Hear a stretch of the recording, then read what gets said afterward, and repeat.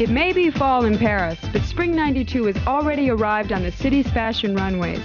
Paris designers have been putting on these shows since 1858, and while they may have looked a little more sophisticated back in the 50s when Christian Dior was displaying his classic couture, Paris is still the reigning fashion capital of the world. The origin really of high fashion, of high style, comes from here. And then there's all these legendary people here. I mean, you look at Azzedine, you look at Karl Lagerfeld, you look at Gaultier, some of the biggest badasses of the 20th century. Badasses aside, fashion is big business in France. The cost of a single show can run more than $150,000. How is that money spent? It starts with a simple invitation sent to more than 1,800 fashion editors and 600 buyers in 42 countries. A space must be rented to show in. Then there's the price of hairstylists, makeup artists, dressers, ushers, pressers, clothing samples, presents for the press, photographers, video crews, and one pricey item that some people think is as important as the designer and his wares, a corps of models. They are the image-making persons of today, you know. They're like the goddesses from the silent screen. I'm a model, you know what I mean, and I do my little turn on the catwalk. These image makers earn a pretty penny. In Europe, the top models are paid $5,000 and up per show. In this flat economy, some designers wonder, are they worth it? When you look at it in terms of the business and how much money we're bringing in for companies and things like that, I think that our couple of $1,000s are meager compared to the billions of dollars that we seem to be making for these, these designers. We do work really hard hours, like till 2:30 in the morning fitting, and then getting up at 7 for the same show and doing it and looking great. The hard work begins backstage, and a lot of the excitement does too.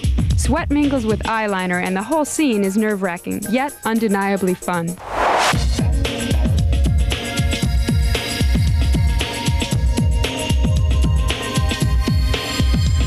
For relatively new models still in their teens, backstage can be an especially scary experience. Everybody's so much older than me. It's like sometimes it's hard to talk to them and everything. When you start out, you're very intimidated by the other girls, the divas, the attitude they give you. The backstage scene, on the other hand, can be more tedious than glamorous for those who experience it every day. It's absolutely scintillating. I can't contain myself. I'm ecstatic. I'm really having a hard time controlling myself back here, but it's actually the most boringest time that you can imagine. It's like 100 women getting ready for dinner. It's terrifying. Boredom evaporates with the thought of getting up on the runway. It's really fun at the beginning. You get to see all your friends. It's kind of more, something different. You're on a stage, it's live, you have one chance, and if you mess it up, you really mess it up. I've been doing shows for almost 3 years now. It's fun trying to capture the audience. I really enjoy it. Top models do as many as 10 shows a week, clocking in over 14-hour days. How do they keep going, you may ask? Coffee, protein drinks, vitamin C, sleep, cigarettes. Stay calm inside. Et de l'autre côté, vous avez de la place aussi. Before the actual presentation begins, a fashion show is about as glamorous as a supermarket sale. The 50 television crews and 70 photographers push and shove to get in. Then everyone has to wait a full hour before the first model hits the runway. But when she does...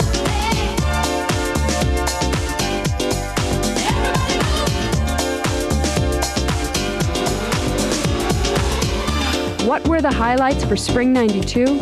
I thought it was fun to make fake Chanel tweed suit out of terry cloth. The thing that really sets you up is a pair of high heel shoes, and if they're comfortable and very high, you just look fabulous. I love high heel shoes. There were two major inspirations.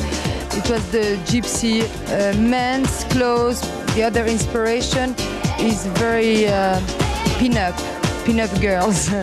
I love the kind of the jokey underwear things. I thought it was vintage Jean-Paul Gaultier. My first love is to give anyone a new chance, a new break, and that's also what Vogue is there for. We have the established designers. We also show a lot of new young people. And that's where the future is. You have to invest in the future.